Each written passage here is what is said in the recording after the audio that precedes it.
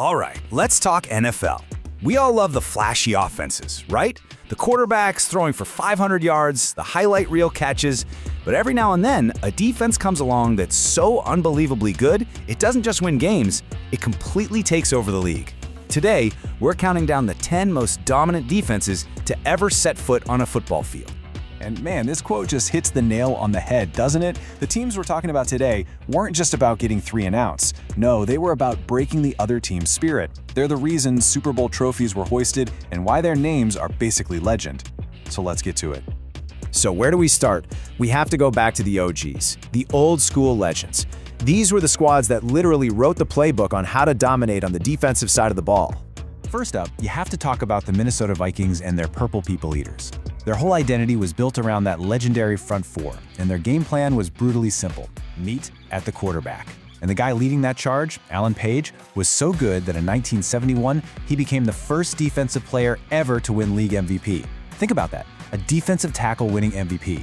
That tells you just how much of a game wrecker this unit really was. From there, we go to Pittsburgh, and to maybe the most iconic nickname in all of sports history, the Steel Curtain. In 1976, this defense went on a run that it's hard to even wrap your head around. Get this, over a 9-game stretch, they allowed a grand total of 28 points. 28!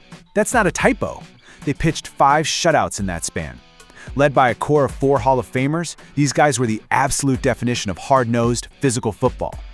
Okay, so next, we're stepping into an era that was all about pure, uncut aggression. These weren't just defenses, okay? They were bullies. They were the guys who took your lunch money on the playground and dared you to say something about it. And nobody, and I mean nobody, bullied opponents like the '85 Chicago Bears. Their defensive coordinator, Buddy Ryan, unleashed this thing called the 46 defense, and its goal wasn't just to stop you, it was to demoralize you. They just swarmed offenses, piling up 64 sacks and forcing 54 turnovers. This team was all swagger, all attitude, and it all came to a head in the Super Bowl where they just steamrolled the Patriots 46-10. It honestly looked like they were playing a different game.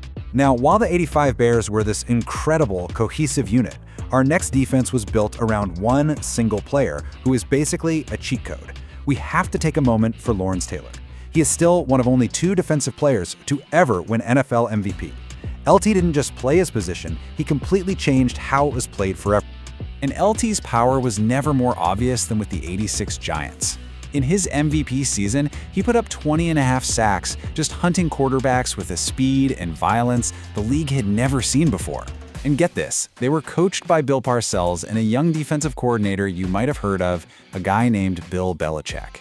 In the playoffs, that defense just went on a tear, absolutely crushing teams on their way to a Super Bowl. Okay, now for one of the great what-if stories in NFL history. The '91 Eagles, or Gang Green. This defense was just a monster. They led the entire league in both sacks and turnovers, led by the Minister of Defense himself, Reggie White.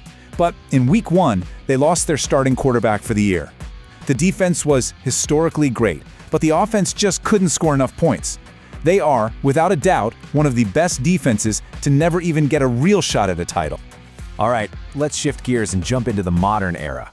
This is where that old school brute force started to combine with some truly brilliant, complex game planning.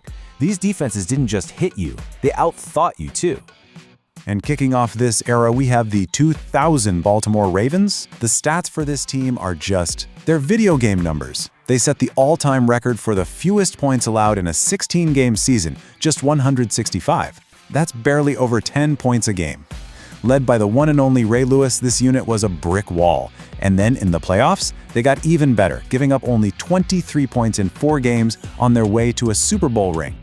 Just 2 years later, the Tampa Bay Buccaneers showed the world that you could dominate with brains just as much as brawn. They perfected what was called the Tampa 2 defense, which was all about speed, positioning, and football IQ. Their crowning achievement? The Super Bowl, where they faced the league's #1 offense and its MVP quarterback. They picked him off a record 5 times and took 3 of those back for touchdowns. It was a tactical beatdown. Now, when we think of the Patriots dynasty, we all think of Tom Brady. But that dynasty was built on the back of Bill Belichick's defense. Over the '03 and '04 seasons, this group was the perfect example of the team being greater than any one player. They were just so smart and so adaptable. One week, they'd bring pressure all game, the next they'd sit back in coverage. You never knew what you were going to get, and their 34-4 record in back-to-back championships speak for themselves. This brings us to what might be the single most anticipated matchup in modern football history, Super Bowl 48. You had the highest-scoring offense in the history of the NFL, led by Peyton Manning at his absolute peak. And on the other side, the Seattle Seahawks and their loud, hard-hitting, trash-talking secondary known as the Legion of Boom. It was the classic unstoppable force versus the immovable object. So what happened? Was it a classic? Was it a nail-biter? Nope. It was an absolute demolition. The final score was 43-8. The immovable object didn't just stop the unstoppable force, it completely shattered it. The Legion of Boom proved that even in today's pass-happy league, an elite defense could still be king. And just 2 years after that, the Denver Broncos doubled down on that idea. Their no-fly zone secondary, combined with a terrifying pass rush led by Von Miller, basically dragged their team to a Super Bowl title. Their offense was, let's just say, not great. But it didn't matter. The defense suffocated every team they played, capping it off by holding MVP Cam Newton and the Panthers to just 10 points in Super Bowl 50. So when you look back at all of these legendary teams, what's the common denominator? What's the secret ingredient that makes a defense go from good to historically great?